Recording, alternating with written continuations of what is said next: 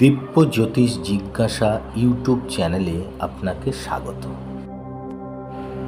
আধ্যাত্মিক জ্ঞানের আলোয় আলোকিত হোক আপনার শুদ্ধ হৃদয়। আজ আমরা আলোচনা করব পৃথিবীর বুকে এক অদৃশ্য শহর জ্ঞানগঞ্জ। মহাদেব যেখানে বাস করেন কৈলাস পর্বতে, সেই কৈলাস পর্বতের হিমালয়ের গভীরে কৈলাস পর্বতের রহস্যময় স্তরে রয়েছে এক গোপন শহর, যার অস্তিত্ব আজও বৈজ্ঞানিকভাবে অদৃশ্য।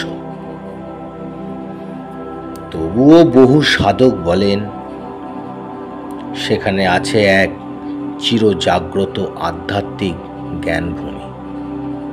সেই শহরের নাম জ্ঞানগঞ্জ। এই জ্ঞানগঞ্জ শহরে কোনো মৃত্যু নেই, বার্ধক্য নেই, সময় এখানে সবসময় থেমে থাকে।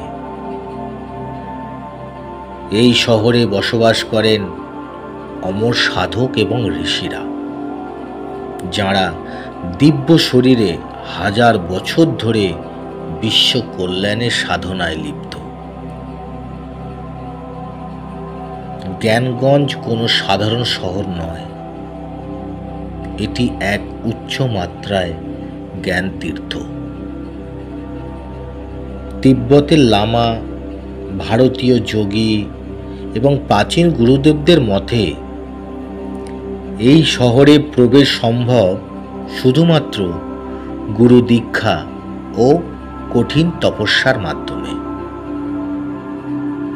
কারোর কাছে এর নাম সম্ভোলা, আবার কারোর কাছে জ্ঞানগঞ্জ। কিন্তু একথা চিরসত্য, এটি এমন এক স্থান যেখানে পৌঁছাতে গেলে আমাদের ইন্দ্রিয়ের বাইরে যেতে হয়। বলা হয় এই শহরের দরজা, এই শহরের গোপন দরজা খুলে যায় শুধুমাত্র সেই আত্মার জন্য যে মোহমুক্ত, নিঃস্বার্থ এবং সত্যের আরাধ্যক। তাদের কণ্ঠেই ধ্বনিত হয় ব্রহ্মজ্ঞানের স্তব। তারা বলেন, সত্য উপলব্ধি করো, বাহ্যিক জ্ঞান নয়, অন্তর আত্মার ময়। আপনি যদি বিশ্বাস করেন এই শহরের অস্তিত্ব আছে, তবে আপনি একজন আধ্যাত্মিক প্রতীক।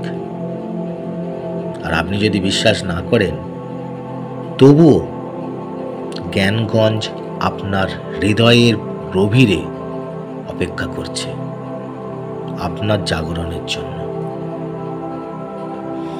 এই ভিডিওটি যদি আপনার ভালো লাগে তবে চ্যানেলটি সাবস্ক্রাইব করে রাখুন।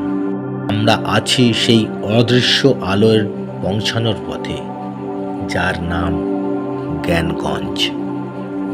আবার দেখা হবে বন্ধু। নমস্কার। ভিডিওটি ভালো লাগলে আবার বলছি, একটা লাইক করে দিন।